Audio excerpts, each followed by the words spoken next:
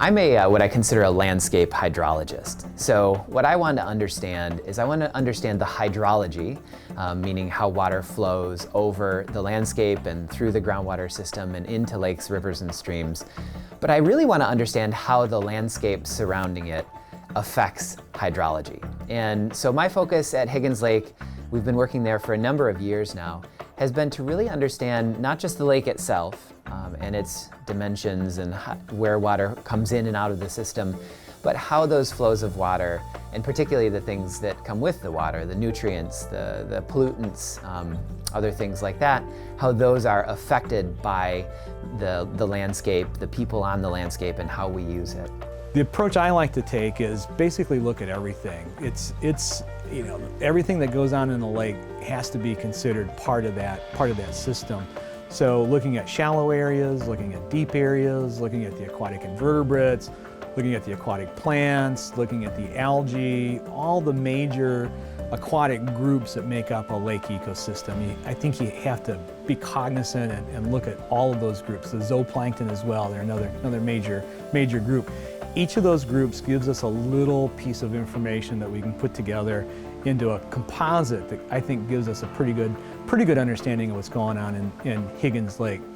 I've been doing most of my research on the groundwater contribution to an encouraging aquatic invasive establishment, both in inland lakes and in the nearshore coastal wetlands of the Great Lakes.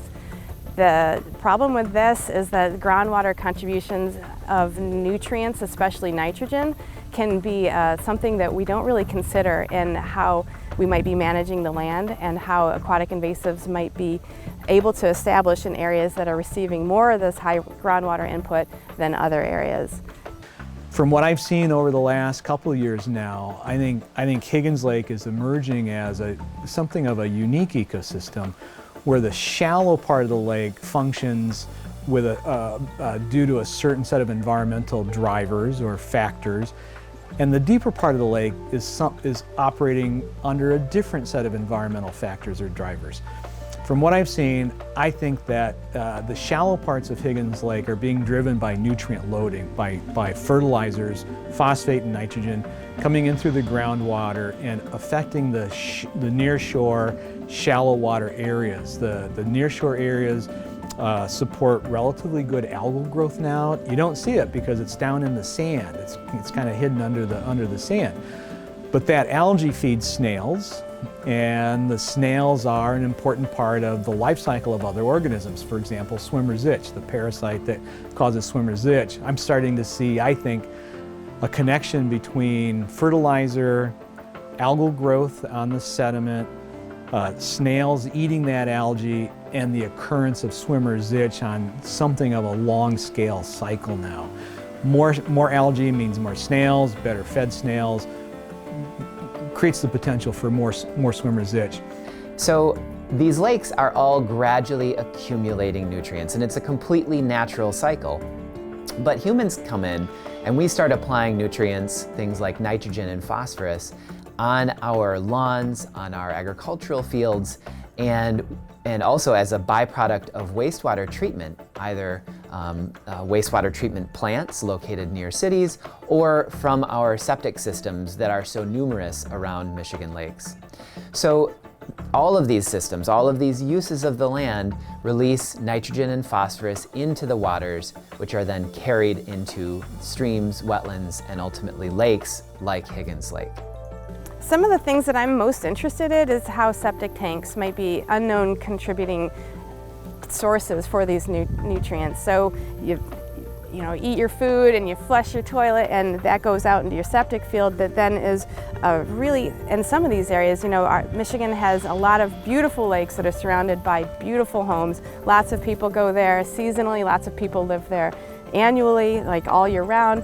But if you're flushing your toilet into a septic tank, that's most likely going right into the nearby lakes, and those have nutrients in them. And that's where I think the biggest part that each individual person can take and make their own difference. Everyone can point their fingers at big ag and say, that the cornfields are doing it, and if, it's somebody else's problem.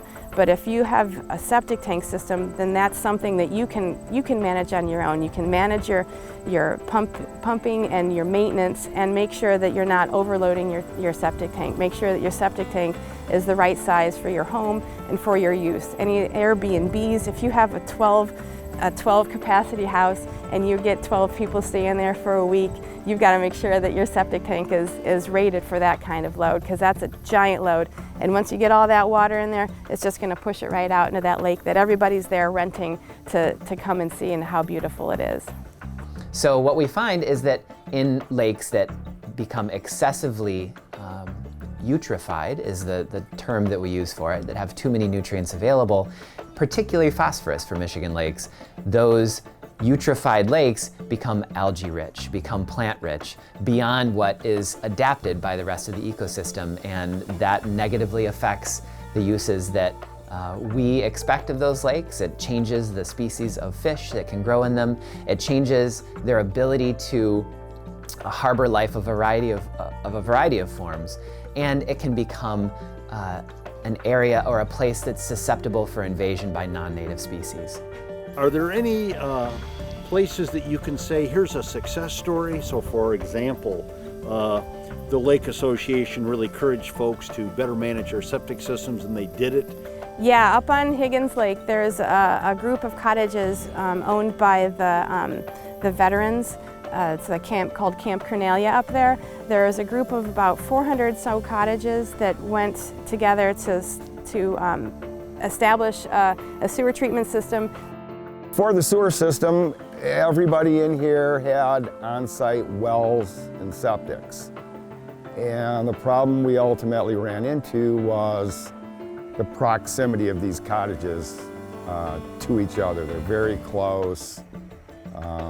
Some cottages are just 10, 15 feet away from each other. And so our wells and septics ended up probably being too close over the years. Some were installed by homeowners. We really didn't know all what was in here, but ultimately it was becoming a problem. So the two townships got together and decided to look into a sewer system. Chose a contractor, got some federal funding.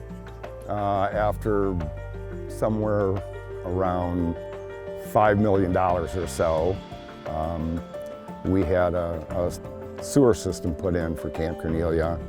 That allowed us then to abandon all these old septics, which is a great benefit for the lake. They all hooked up to it, and when I went out and sampled in 2013, the water chemistry of those groundwaters were far lower than when the USGS went out in 1996 and sampled that same area. And in the intervening years, that's when the sewer treatment plant came in. The system works great.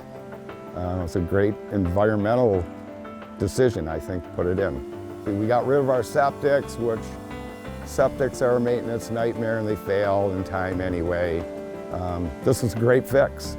So I saw a marked difference between the groundwater concentration before the sewer treatment plant and then after the sewer treatment plant. I think that's a real success story, and I think that those residents should be really proud of what they've done up there, the effort they've put in.